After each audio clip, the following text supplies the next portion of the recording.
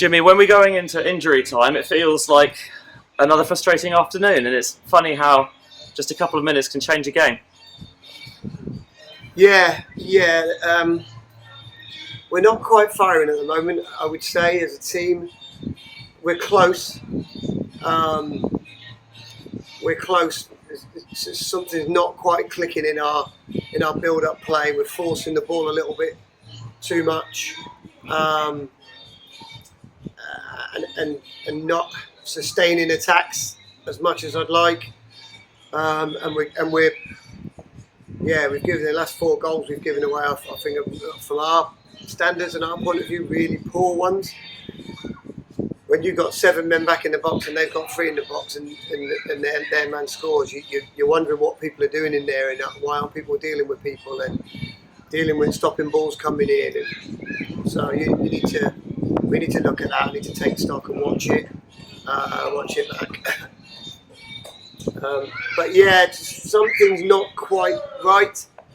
But I've been around football long enough to know that it'll click. It's close, I think.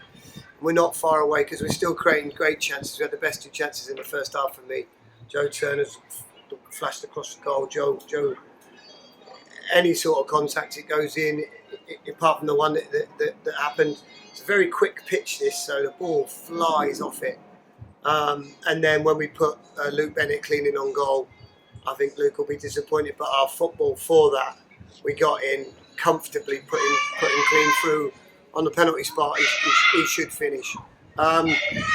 So we had enough chances to win that game, and then we find ourselves 2-0 down with 4 minutes to play, and you're scratching your head a little bit. But the one thing I'll say is that, they got some balls, these lads. They're never beat, and they fight for each other, and they stick it together. And so that, as fans, as a football fan, makes you quite pleased. And I'm sure the people who travelled in a day on New Year's Day away from their families are quite proud of their team because they don't give up. They keep going and they keep trying. And we weren't at our best today. We weren't fantastic today, but we dug in. We kept going. We found a way to rescue a point in a game where we could have won chances, probably could have won, and we find ourselves 2-0 down, and that could have knocked the stuffing out of a lot of teams. But our boys, I'm really proud of them. They showed a lot of resilience and a lot of grit and guts, and yeah, you have to doff your cap to them and say fair play, and found a way to score that equaliser. When their second goal goes in, do you still feel like, even though we're into injury time, do you still feel like absolutely we can get something from this game? Does that change, especially when our first goal goes in? It takes a second to score a goal. That's been something that's been always in my mind. So as long as there's enough seconds on the clock, football's a weird game. Football's a weird game. A team can be absolutely on the front foot, concede a goal, and then they're reeling and they're on the back foot, and then now they can't pass the ball to each other, and you saw that. Walton's form coming in and wasn't great. They conceded a lot of goals, and we're in a bit of a sticky place. And so I did think, with 4 minutes to play, if we could just nick one, I think that it would rock them, and we'd be able to then at least have a grandstand finish, and we did. So pleasing. Yeah, not the first time this season that we've scored multiple goals in stoppage time. Thinking back to the first game of the season against Harrow Borough, where again in the end it was Matty Burrows getting that final contribution, and for him making his kind of comeback from injury. You could see that there was kind of a bit of ring rust, but got that one chance at the end of the game, and my word, did he take it. Ring rust? I thought you'd had his mum's slippers on from Christmas Day playing out there. Ring rust, yeah, he struggled, but it's a lively pitch. It's very quick, the ball it gets faster, it is a really, really lively pitch. And so, yeah, he'd been out for a long time, and those touches and that feel is always elastic to go, but he had plenty of that in the last second of the game, and he does what he does. He's unique. I want to throttle him most of the time, and then you just have to stand and clap the kid because he does some things that that win games, I guess, you know. So fair play to him. Any New Year's resolutions for you?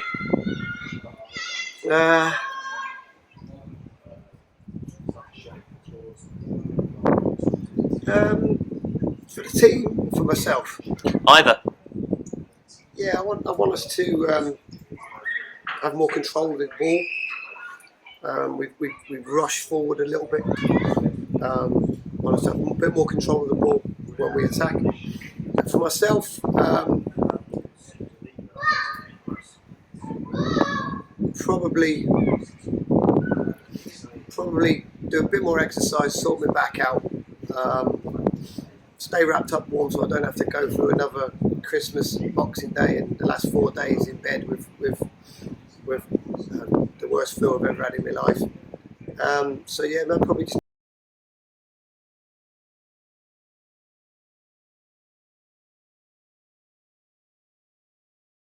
I'd like to thank all the fans. It was a great year, 2023 for Totton. Lots of wins, lots of goals. 200 and what did we get to when we were doing it? 200 and yeah, it was lots and lots of goals, lots of wins. I think that was 96 games for me today. So just all in all, it's been a great year for the football club. I'd like to thank the board for all their support. Been wonderful. Back me with absolutely everything I've wanted, and they're going to need me backing me again soon. The support has been fantastic, home, away. It's growing every week, and you know, hopefully that's because we do try and score goals and we play with all our hearts and we give them everything. So that won't change, and that I hope that 2024 is just as successful for AFC Totton. Same here. Happy New Year, Jimmy. Cheers, thank you.